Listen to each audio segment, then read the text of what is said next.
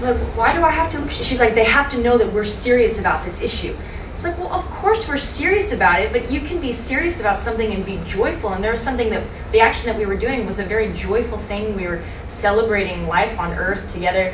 And we have to laugh, and we have to sing, and we have to have all that humanity, because that is humanity. That is being the most human when we're in our embarrassed state, when we're in our laughing state. That is humanity, and that is more serious than it can get. Because we all know life is hard. We all know that there's war and blood and suffering. That is so deep upon us and weighted on our backs that we don't, I think very rarely, I know sometimes you need to have that at specific moments to have that weighted integrity, but most of the time that's in people's minds so fully that we have to cut through it another way.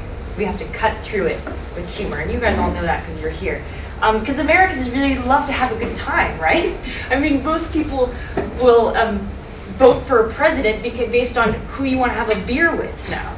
That's how we got George Bush in. And I was just thinking about this book that you guys should all read, which I can't remember the name. Steve Duncan's book, Dreams, what's it called? Something of spectacle or something of, you know what, I'll Google it. Great, you Google that while I look it up. So Stephen Duncan's a great professor that I work with, and he talks all about how the left needs to go back to imagination and the dreams. That the conservative, the right really has a grasp on that in a way, and that they're very good with narrative and with catching you up in their dreams and like fairy tales in a way, because so much of it is that. And when you think about, and he talks about this image of George Bush there with his parachute and his paramilitary trooper outfit, and he says mission accomplished. You know, when nothing was accomplished, and it was so highly theatrical, that moment. There he is, looking like he fought the war himself, that he was John Wayne, and he got back, and he won it for everyone, when that had nothing to do with it at all. And so we have to tap into that kind of playfulness in a way, and not be afraid of it, because we're the ones who know what's really sad and what's really right. We have to be able to play with that glee and that storytelling that the right feels so comfortable abusing. So we can use that in a way that's not manipulative, because it's not manipulative to be storytellers. So I'll talk a little bit about things that I focus on a lot with Time's Up is public space and alternative sustainable transportation, bicycling, and fighting for public space in this city, because New York City, how many of you guys are from New York City again? Okay, so some of you have. So we have such a congested, tight city, right? It's a car culture. There's barely any public space. We have Starbucks, and then we have, these fountains and these, in front of businesses that you're not allowed to go into, and then we have some parks.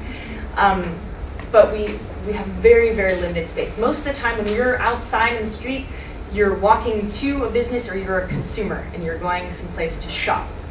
And there isn't much else room for play. So with Time's Up, we're roving, we're on bicycles, we really have the ability to go around and to break that space up. And that's a lot of what we do with Reverend Billy, is breaking that up inside stores and doing exorcisms of cash registers and breaking up, I'm here, all I am here is to shop, and they are helping me to be a shopper, and that is what I'm doing. That you can cut through that and you get people's imaginations. So we're fighting for attention all the time, right, on the street, because we're like advertisements everywhere. Go to Times Square, we're competing with those magical advertisements that are so captivating, and we're competing with the crazy traffic. So actually, I'll just go backwards a little bit with the actions of examples that we did. Just yesterday, we do a yearly Pies of March ride instead of Ides of March. We do Pies of March. So, which the theme and the storyline for that of who's Caesar and who's Brutus has changed each year. But this year, Caesar was Janet Sadiq Khan, who's the Commissioner of Department of Transportation, and Marty Markovitz, our Brooklyn Borough President, was Brutus. Am I making that right? I think so, yeah. And so we built an SUV, a cardboard SUV vehicle on top of a bicycle that had all of his little political friends in the back waving, and he wore, this guy, Ben Shepherd, wore a mask as Marty Markovitz, because Marty Markovitz has been attacking the Prospect Park bike lane a lot lately. There's this new double bike lane, if you're familiar, not that new, it's been there for a while, that goes all along Prospect Park West. It's great, and people really love it and have been coming out for it, and it's safer for families, and there's a school along there, and there's no bus there anymore, so it's a way for kids to get to school. But Marty Markovitz, it's his parking spot, and he wants to get rid of it. So we had him driving around in this SUV, going through the bike lane, saying, "Get out of here! This is my parking spot. You know, this is for cars. We want cars." And then a lot of people had these Marty Markovitz. It was like a whole Marty Markovitz gang of people, and I was playing the supporter of the bike lanes. And so at the end, we do this whole ride, and we're arguing along the way. We're talking to people as we go by. What do you think about this? Should he be driving in this bike lane? Don't we need more bike lanes? And with people around the street, and they're like, what is going on? Everyone, you see a mask of people as Marty Markovitz in a car on a bicycle. It's very strange. So right away, it's bizarre. They don't know what it is. They don't know if it's a protest. They don't know if we're selling something. It could be anything. So it's confusing. It's intriguing. They want to ask and want to find out. And then we ended up in front of Chuck Schumer's apartment building, and we had the pie fight, which I made a speech about, oh, I'm so glad that we have more bike lanes, and I hope, Marty, that we can work together on this and increasing bike lanes in the city. And then after my speech, they all smashed pies all over my face right in front of Chuck Schumer's apartment, and he's also trying to get rid of this bike lane. So does he have a parking spot too? Yeah, he's right there too. He's right across the street from him. Was he there during the protest? No, maybe he looked from his window. He was with the mask on, but that was one of our people. So that's a little bit of the kind of things we do. That's one thing. Another thing we did, we've done so many rides this year. We focus a lot on bike lanes, but public space. So we did a fountain ride. We've done a couple fountain rides this year. So, in front of businesses, we have these plazas like all through Midtown. There are these big plazas and with giant fountains, and that's actually public space. That is for the people. That's how because you are taking up so much space vertically, you have to give that to the public. But there are security guards running all over that place that will protect it. So we did a bike ride where we wore our swimsuits and we biked around bringing this sound bike, and we just jumped into the fountains and swam laps and and had a great time until the last second when they would kick us out, and we just went from fountain to fountain, hopping around. And a few times people joined us, mostly kids would join us, and that was great. But people we're so used to people being voyeurs that they just watch, and then everyone takes photos because they're waiting to do something. They're waiting to see someone else entertain them. And so the trick is doing something that is engaging enough, and sometimes, but also you have to take that step to embarrass yourself first. Like in the Church of Life After Shopping, we talk a lot about the state of exalted embarrassment. So where Billy is a master, Reverend Billy is a master at this. He will go out there, he will go in the middle of a place by himself with his full-on preacher gear and outfit and a pulpit, and he will just start preaching madly, and he will embarrass himself. But by giving that, you're paving the way for everyone else to step into the room. Mm-hmm. So then they're not just seeing themselves as consumers, as drivers, as whatever it is they are in that public space. They can start to engage in the imagination, and yeah, maybe I can do that too. He's doing it, they're jumping in the fountain, maybe I can jump in the fountain.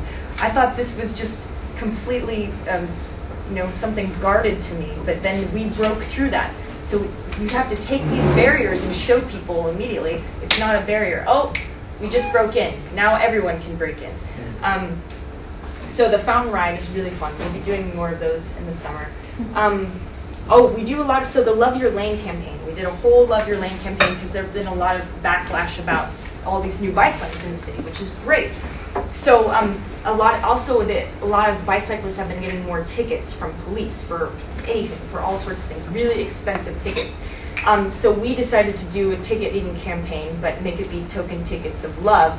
So we set up for a few days in a row, we went to different bridges and we would set up on the edge of the bridge when bicyclists would come out like into the Manhattan side, and we would give them tickets and chocolate, and we would have big banners, and we would have music blasting, and we would clap for them and congratulate people as they would come through on their bikes, just to show we appreciate you. You know, this is something that they're making this negative campaign, and they're trying to push us down, and we're going to flip it, and we're going to give our own tickets, and we're going to make them be love tickets, and we're going to give you chocolate, and we're just going to go over it.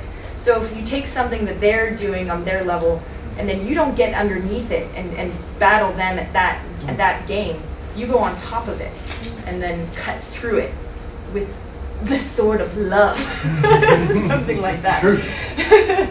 So the ticket thing. We also do the main thing that we. Oh yeah, hey, wow, you have a picture of it right there.